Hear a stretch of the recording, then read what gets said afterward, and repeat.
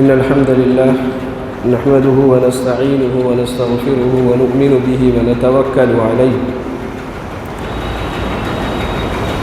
ونعوذ بالله من شرور أنفسنا ومن سيئات أعمالنا من يهده الله فلا مضل له ومن يضلله فلا هادي له ونشهد أن لا إله إلا الله ونشهد أن سيدنا ونبينا ومولانا محمدا عبده ورسوله أرسله بالحق بشيرا ونذيرا وداعيا إلى الله بإذنه وسراجا منيرا أما بعد فأعوذ بالله من الشيطان الرجيم بسم الله الرحمن الرحيم ولن ترضى عنك اليهود ولا النصارى حتى تتبع ملتهم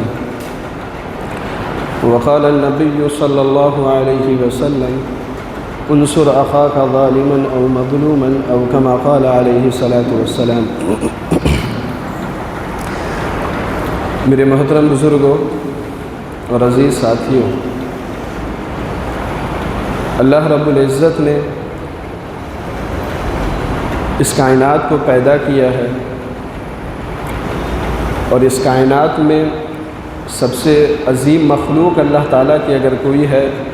تو وہ حضرت انسان ہے۔ انسانوں کو اللہ تعالیٰ نے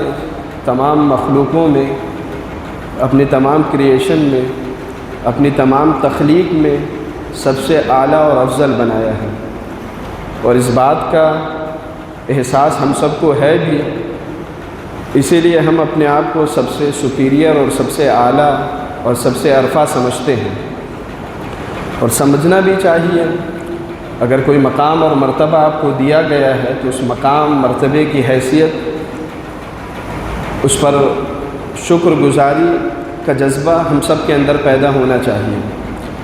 ہم کسی جگہ کام کرتے ہیں یا کسی کے ہم ملازم ہوتے ہیں یا کسی جگہ نوکری ہم کرتے ہیں، اچھا کام کرتے ہیں، اس کام پر ہماری تشجیع کی جاتی ہے،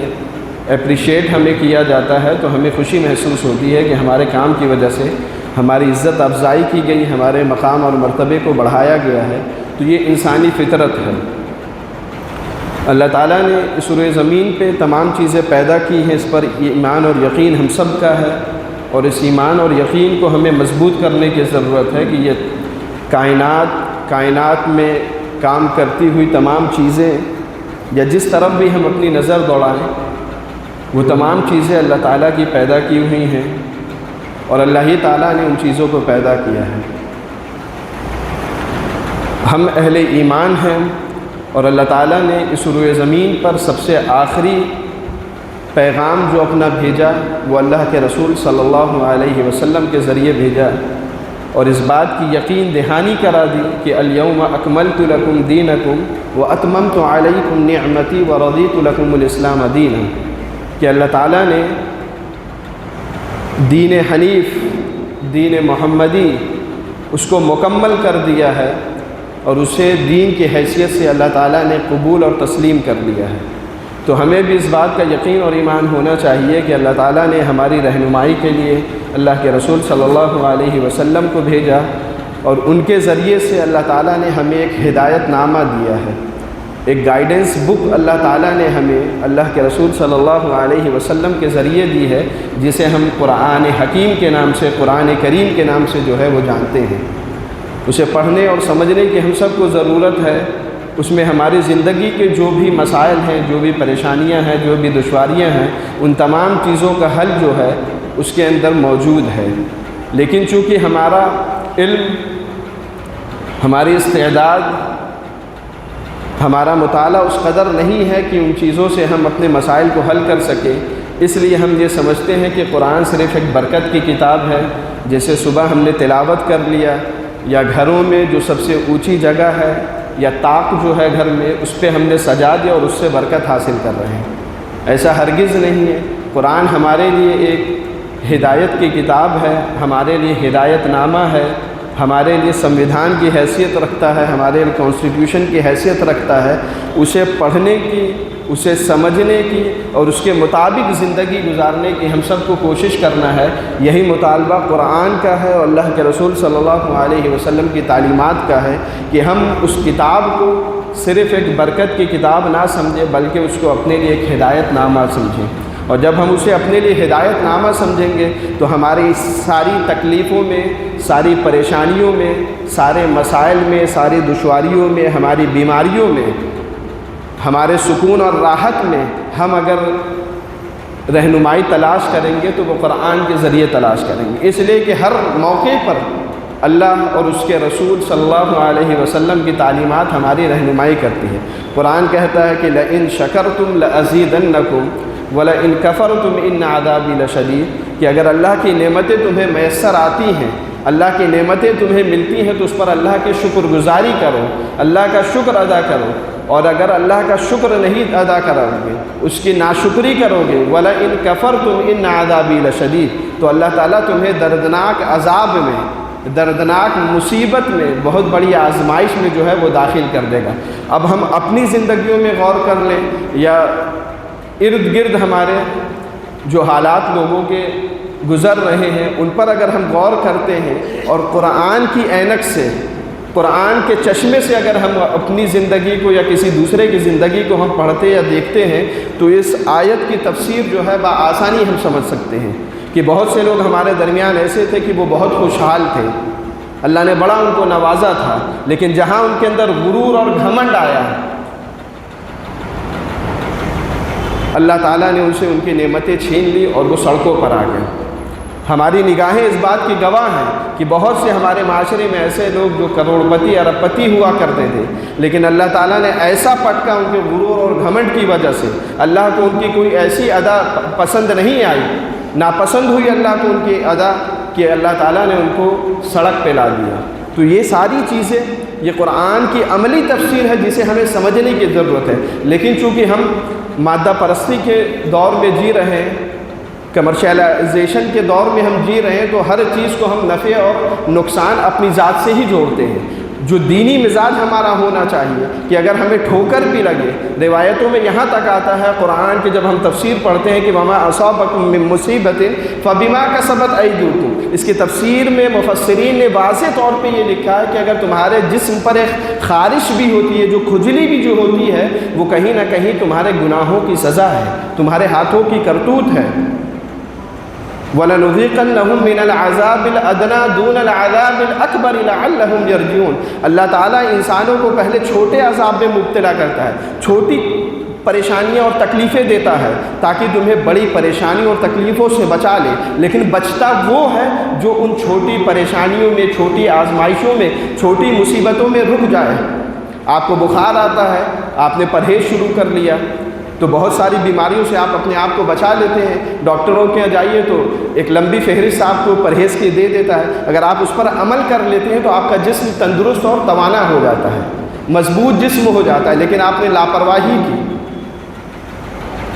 ڈاکٹروں کی باتوں کو نہیں مانا تو اس سے جو نقصانات ہوتے ہیں وہ بڑھتے چلے جاتے ہیں، پھر کہاں کہاں تک جو ہے وہ تکلیفیں اور وہ پریشانیاں، جسم کے آرگنز کے فیل ہونا، ایس ٹی ڈیز کا، بیماریوں کا لگنا اور طرح طرح کی بیماریوں میں مبتلا ہو جانا، وہ ساری چیزیں ہم دیکھتے ہیں۔ یہی اللہ تعالیٰ ہم سے کہہ رہا ہے، لیکن جب ہمارے پاس وہ نگاہ نہیں ہے، وہ قرآن کا چشمہ نہیں ہے تو ہم ان چیزوں کو سمجھ نہیں پاتے۔ ہماری زندگی کے ایک ایک لمحہ جو ہے وہ قرآن کی تفسیر ہے، لیکن ہم اس کو اس لیے نہیں سمجھ پاتے ہیں کہ ہماری نظر اس طرف جاتی ہی نہیں، نہ ہمارا وہ مزاج ہے، نہ وہ ہمارا وہ مطالعہ ہے، نہ ہمارے گھروں میں وہ ماحول ہے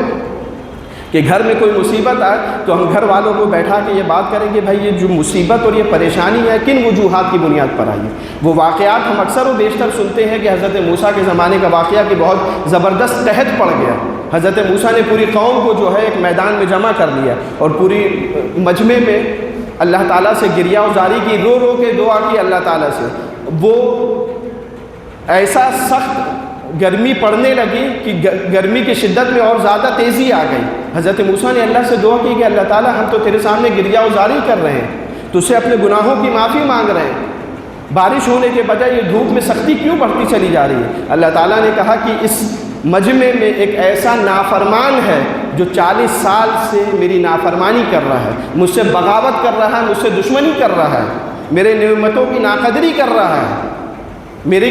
نعمتوں کے کفران نعمت کر رہا ہے، اس لیے یہ عذاب میں سختی بڑھتی چلی جا رہی ہے۔ وہ مجمع سے ہٹ جائے تو میں بارش نازل کر دوں گا، اس دھوپ کی سختی کو میں ختم کر دوں گا۔ حضرت موسیٰ نے اعلان کیا،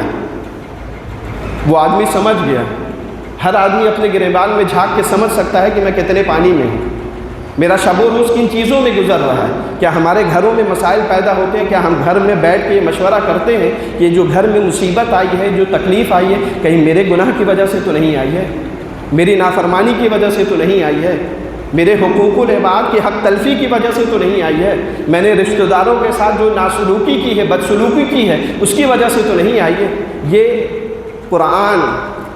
یہ ہمیں دعوت دیتا ہے، یہ پیغام ہمیں دیتا ہے کہ ہم اپنی زندگیوں میں جھانکیں، اپنے گریبان میں جھانکیں۔ اگر ہم اپنے گریبان میں جھانکیں گے، حضرت موسیٰ نے جب اعلان کیا، وہ آدمی شرمندہ ہوا، اللہ کے سامنے گریاں ازاری کی کہ اللہ تو نے 40 سال تک میرے عیبوں پہ پردہ ڈالا، یا اللہ میں تجھ سے معافی مانگتا ہوں۔ ایک قطرہ اس کی آنکھ سے بہتا، اللہ تعالیٰ جھمجھما کے بارش کر دیتا ہے، زوردار بارش ہو جاتی ہے۔ تو اللہ اتنا غفور الرحیم ہے، اللہ تعالیٰ روزانہ آواز لگاتا ہے کہ کون ہے جو معافی طلب کرنا چاہتا ہے، کون ہے جو اپنے گناہوں سے توبہ کرنا چاہتا ہے، میرے قریب آئے۔ ہم اللہ کی طرف ایک قدم بڑھتے ہیں، اللہ تعالیٰ ہماری طرف 2 قدم بڑھتا ہے۔ ہم اللہ کی طرف چل کے جاتے ہیں، اللہ ہماری طرف دوڑ کے آتا ہے۔ یہ ساری چیزیں خالی سننے کے لیے اور اپنے کان کو ٹھنڈک پہنچانے کے لیے نہیں ہے، ان چیزوں پہ عمل ہمیں کرنا ہے، ان چیزوں کے لیے کوششیں کرنا ہے، اور یہ ماحول اپنے گھروں میں، اپنے معاشرے میں ہمیں ڈیولپ کرنا ہے۔ یہ ماحول تبھی ڈیولپ ہوگا، تبھی پیدا ہوگا جب گھروں میں ہم یہ ماحول بنائیں گے، ان چیزوں کی ہم کوشش کریں گے۔ میرے محترم بزرگوں اور عزیز ساتھیوں، جو بھی آزمائشیں، جو بھی تکلیفیں، جو بھی پریشانی، چاہے وہ انفرادی حیثیت سے آئے یا کمیونٹی لیول پہ آئیں، اجتماعی طور پہ ہمارے اوپر آئیں، تو ہمیں غور کرنے کی ضرورت ہے کہ یہ مصیبتیں، یہ آزمائشیں کیوں آ رہی ہیں۔ جو حالات اس وقت عالم اسلام کے ہیں وہ ہر کسی کے سامنے ہیں۔ جو حالات گزر رہے تھے فلسطینیوں پر، اہل غزہ کے اوپر، اس کا تصور ہم آپ نہیں کر سکتے ہیں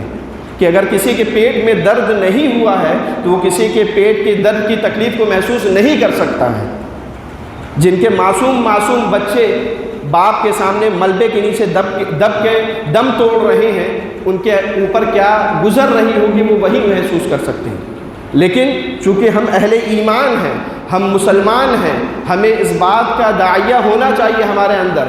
یہ جذبہ ہمارے اندر پیدا ہونا چاہیے کہ ہم ان کی تکلیف کو محسوس کریں گے، اس لیے کہ اللہ کے رسول کا فرمان ہے کہ کجسد الواحد، پوری امت